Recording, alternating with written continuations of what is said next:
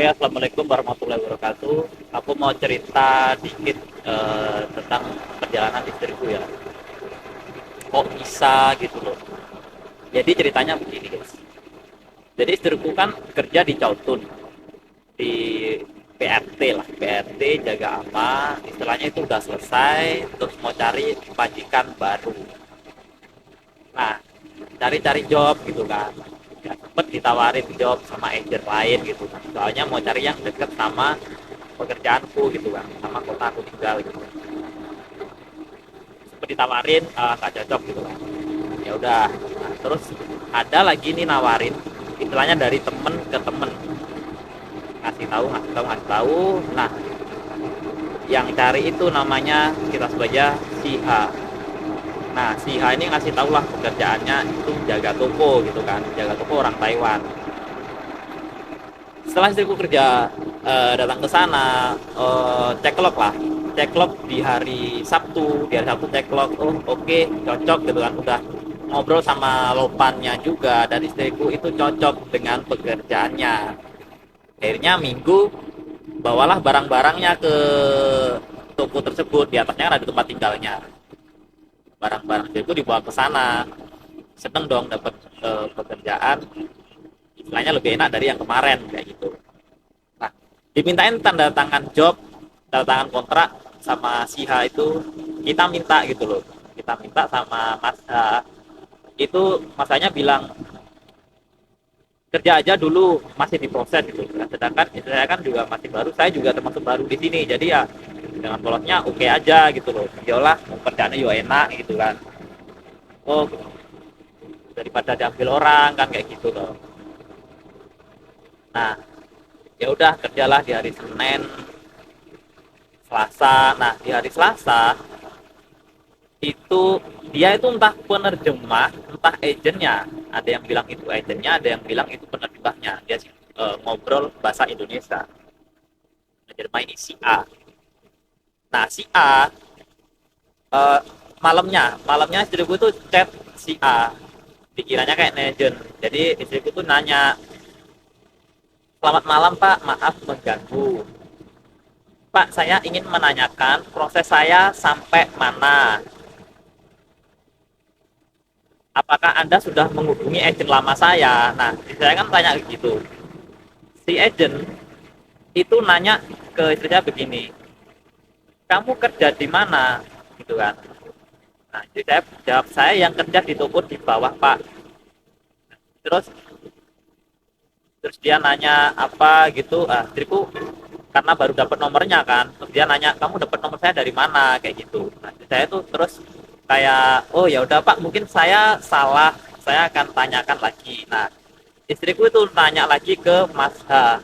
Mas H ini di chat, di telepon nggak angkat, di chat nggak respon gitulah ya. Di esok harinya istriku kan masuk tuh kerja di toko di bawah itu kan kerja mulai jam 7 kan sampai jam 3 sore kerjanya. Jam 7 kerja baru masuk itu ditelepon sama si agent si A ini, ditelepon.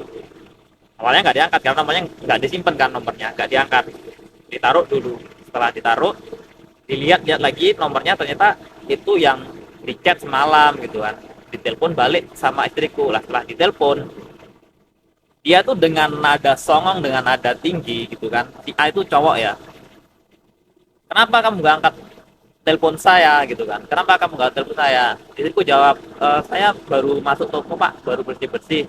Lihat, bersih bersih apa, kamu lo tadi lihat HP-mu, lihat apa aku telepon tapi kamu nggak angkat, aku lihat di CCTV.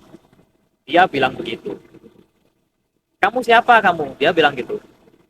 Kamu siapa dia, aku yang kerja di sini Pak, aku yang dibawa Mas H gitu kan. Siapa yang suruh kamu kerja di situ, kamu nggak bisa kerja di situ, itu bukan untuk resmi, itu untuk swasta. Dia bilang begitu, itu untuk swasta bukan untuk resmi, kamu nggak bisa kerja di situ. Pergi kamu sekarang, keluar kamu dari situ sekarang, kamu nggak dibayar kerja di situ. Dia bilang begitu guys. Jadi seakan-akan sebelumnya udah ada obrolan dengan istriku, kayak udah kenal, terus istriku membuat masalah sama dia gitu loh. Dia tuh kayak ngobrolnya dengan nada seperti itu. Kenapa saya tahu? Karena saat itu saya teleponan dengan istri dan disambungkan di HP satunya dan nggak diputus. Makanya saya dengar suaranya, dengar langsung dengan nada seperti itu. Nah, nah itu yang bikin keselnya kayak gitu. Kenal aja enggak, tahu aja enggak, belum tahu belum apa, dia ngobrolnya tuh kayak gitu loh. Istilahnya nggak ada sopan, terus nggak ada ngomongnya kasar gitu loh. Mungkin dia ada masalah sama si H. Terus ternyata agent itu si A itu saudaranya si H. Ternyata si H ini bermasalah, beberapa hari di chat gak balas. Nah, setelah 3 hari kerja ketemulah masalahnya. Nah, ternyata waktu itu saat itu di si H dapat menemui istri saya kan. Dia bilang nanti Lopan sama agentnya ke sini akan ngomongin itu kan. Nah, ternyata nggak ada datang. Setelah nggak ada datang, nah, awalnya kan yang kerja di situ 2 orang, swasta sama resmi. Istriku yang resmi. Nah, terus setelah telepon tadi katanya kan resmi nggak bisa, itu untuk swasta, kamu nggak bisa di sana karena kamu resmi. Dia bilang gitu toh. Nah, akhirnya tiba-tiba di esokan harinya istriku saat masuk terus nanya temennya itu bilang aku udah nggak kerja di sini mbak, aku nggak boleh kerja di sini. Nah, dipikirnya oh berarti bisa dong, bener dong, bisa resmi, yang resmi bisa kerja di sini dong, bener kata si Masa kan kayak gitu. Ternyata si Masa itu bermasalah. Masa itu kabarnya itu ditangkap, entah ditangkap karena dia swasta, entah ditangkap masalah lain nggak jelas, nggak tahu pastinya kenapa. Dan saat si agent si A itu jemput Mas H di tempat tinggalnya, istriku kan juga berada di lokasi di situ. Jadi di atas itu kayak tempat mes gitu loh. Nah, Mas H itu tinggal di situ. Nah, jadi si agent itu jemput Mas H itu baru pertama kali istriku ketemu sama Mas H. Sama agentnya Mas A. Ditanyalah ke agentnya Mas A itu, Mas, proses saya sampai mana? Agentnya nanya lagi seperti hal yang kemarin itu. Kamu siapa, Dene? Aku yang kerja di bawah, Pak. Kamu siapa yang bawa ke sini? Siapa yang ngurus datamu? Kamu tuh nggak bisa. Dia tetap bilang kayak gitu, kan. Jadi yang kemarin itu si Mas itu kayak meyakinkan, lopannya kok yang minta kamu, lopannya minta resmi di sini. Kalau swasta dia nggak mau repot kalau ketangkep itu dendanya besar. Mas bilang kayak gitu. Nah, ini si A bilang kayak gitu dengan nada yang sama lagi. Kamu ini siapa? Terus yang bawa kamu siapa? Kamu nggak bisa kerja di sini. Terus data-data kamu siapa yang proses? Dan dia itu apa ya? Kata-katanya tuh songong gitu loh. Dan nggak tahu entah dia udah lama di sini, dagangannya kuat, dagangannya besar, entahlah itu apa. Tapi yang jelas dia itu arogan sekali gitu loh. Entah agent dan penerjemah, nggak tahu harus gimana lagi ya. Ya udahlah, jadi ikhlas aja. Sekarang posisi istriku lagi cari job baru, lagi cari kerja baru. Ini agent si A, posisi istri saya ini posisi di Sinwuri ya, nyari kerja di Sinwuri. Maunya kan cari kerja di Taichung, area Taichung lah, dimanapun yang penting area Taichung yang kiranya dekat dengan saya kayak gitulah. Nah, ternyata si agensi A ini yang berbahasa Indonesia dengan lantang lancar itu, kalau nggak salah infonya dia itu Cina Kalimantan. Cuman tanda kutip kita belum tahu jelas orangnya orang mana, nggak tahu ya karena baru kenal, cuman dari katanya aja gitu ya. Jadi ya pelajaran buat teman-teman juga dari cerita singkat ini. Jadi buat teman-teman yang mungkin ditawarin job atau nggak cari job baru, terutama buat teman-teman yang resmi, jangan kerja dulu sebelum teman-teman tanda tangan kontrak, sebelum teken kontrak gitu kan, karena itu istilahnya fatal sekali dan itu akan merugikan buat teman-teman sendiri. Udah rugi waktu, mungkin teman-teman udah nolak job-job lain juga. Jadi istilahnya itu dia udah, yang pasti waktu, terus perjalanan jauh, itu naik bis naik kereta loh. naik bis 2 kali, naik kereta sekali untuk perjalanan dari Chaotun ke Shinburi.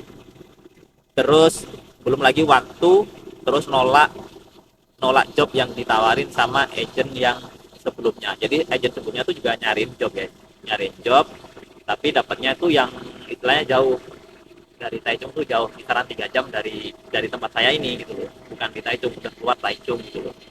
Jadi karena dapet yang ini, mikirnya ya udah ngambil yang baru ini gitu loh. Soalnya agent yang lama pun dia udah bilang, misalnya udah ngasih ngasih apa itu namanya, ngasih info lah, kalau kamu misalkan mau nyari deket suamimu, kamu bisa cari agent lokal yang sekiranya di daerah deket suamimu kayak gitu guys. Eh, jadi ya begitulah buat teman-teman, selalu berhati-hati, selalu berwaspada, siapapun itu berhati-hati. Kalaupun sama orang Indo itu belum tentu mereka gini, belum tentu mereka benar-benar bantu, benar-benar nolong. Jadi ya tetap hati-hati teman-teman ya. Sebelumnya nih masa juga eh jadi istilahnya baru kenal ya dari teman-teman ke teman itu, dan temannya tuh ya juga kenal di sosmed kayak gitu. Terus yang awalnya tuh kayak temen barengan cek lokasi, terus dia ngasih tahu ini nomornya mas, ini ada info job kayak gitu, ini ada info job, akhirnya dilempar ke sana akhirnya kenal sama si mas. Oke, terima kasih buat teman-teman. Tetap waspada, tetap hati-hati, sukses dan sehat selalu buat teman-teman. Ya saran saya itu tadi, misalkan teman-teman resmi terus mau cari job baru, pastikan teman-teman kerjaannya jelas, terus tanda tangan kontrak terlebih dahulu, dan pastikan teman-teman baca kontraknya ya. Mungkin di foto dulu, ditranslate bisa. Soalnya di sini kebanyakan ya pikirannya tuh uang semua, udah pasti tuh. Entah mereka udah di sini lama gitu loh. Padahal ini udah lama, dibilang tahunan, lebih dari 10 tahun. Tuh penerjemah itu si A itu. Tapi ya omongannya arogan banget. Ih, itu becus dase.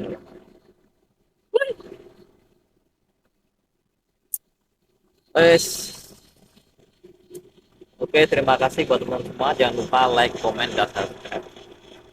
Share, bantu-bantu share video ini guys. Siapa tahu ada yang bisa ngasih solusi. Terima kasih. Assalamualaikum warahmatullahi wabarakatuh. Bye bye.